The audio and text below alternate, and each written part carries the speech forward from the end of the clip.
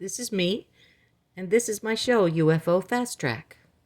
It's a great place to catch up on the latest UFO news and to meet some of its major players. And if you're like me, you are fascinated by the prospect of learning everything you can about the non-human intelligence visiting our Earth. Where do they come from? Now, that's probably one of the first things that you'd like to learn about. And that's what I'd like to discuss in this episode. So let's get started. I believe it was Jacques Vallée, the legendary UFO researcher, who first suggested that UFOs might not be coming from great distances at all. They might be a natural part of our Earth's ecosystem.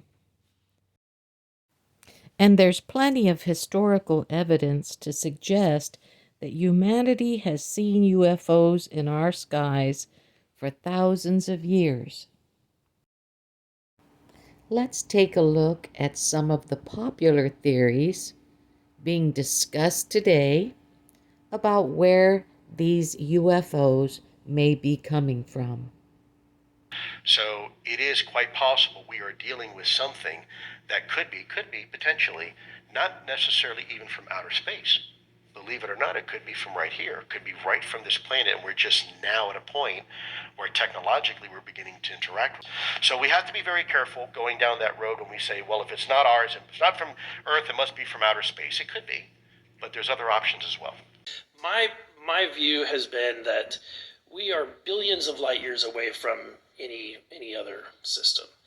And the concept that an alien species that's technologically advanced enough to travel billions of light years gets here and somehow is incompetent enough to not survive Earth or crashes is something that I find a little bit far-fetched. And with that being said, you have mentioned that there's interdimensional potential. Could you expound on that? Yeah, to answer your first question, and I'm here as a fact witness and expert, but I will give you a theoretical framework, at least to work off, to kind of espouse crashes, regardless of your level of sentience, right? Planes crash, cars crash, n number of sorties, however high, a small percentage are going to end in mission failure, if you will, as we say in the Air Force. And then in terms of multidimensionality, that kind of thing, the framework that I'm familiar with, for example, is something called the holographic principle.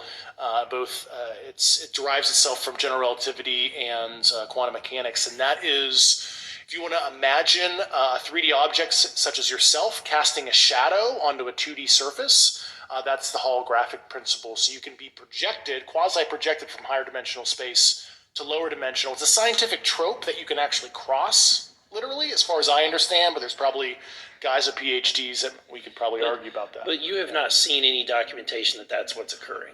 Only a theoretical framework discussion. Yes. Okay. Okay. I had the head of the DIA UFO program come on my podcast with George Knapp called Weaponized, and he admitted that they had a craft, that they obtained a craft, just one, he admitted to one, and that they breached the hull of it. It wasn't made by us, wasn't China, wasn't Russia. So they call it non-human intelligence, right? Because we're not exactly sure, or I'm not exactly sure, where the pilots or the operators of the craft are from. But that is fact. Where are they from? What is their intent?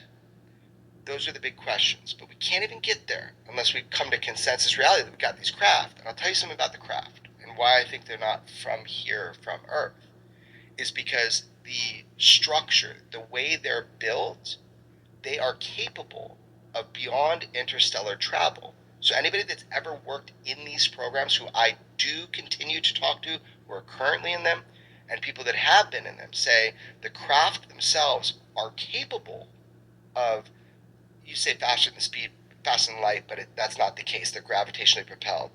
So they warp space-time, but they're capable structurally of moving within solar systems and beyond. Yeah. So Interstellar would be going to other suns. So why would you make a Ferrari if you're just, at home in your driveway, never going to leave the gate, right? So that tells me something. that tells me they're probably from another star system. But there might be multiple things going on. There could be some that are like that. There could be some that are interdimensional, people say. I don't know what that means, but I kind of understand. Yeah. They're just the suite of characteristics that scream time traveling future humans.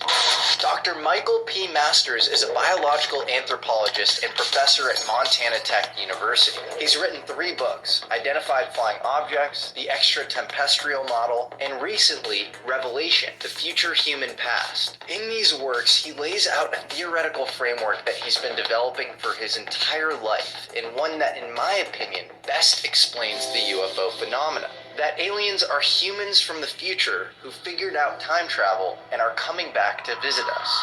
If you think about how we're actually evolving as a species, their eyes are sort of slits. You're going to, have more screen time going forward. Senses essential for hunter-gathering like smell and hearing matter less than ever. And the gray aliens have very small noses and ears. There's even an evolutionary concept called neoteny, where a species' distant descendants look like its current children.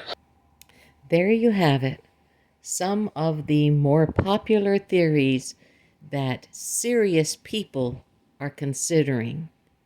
As far as we in the public know, it's all speculation, but it's exciting to think about. Until next time, thank you. You can find tips in the description on where to find more great information. And please like and subscribe.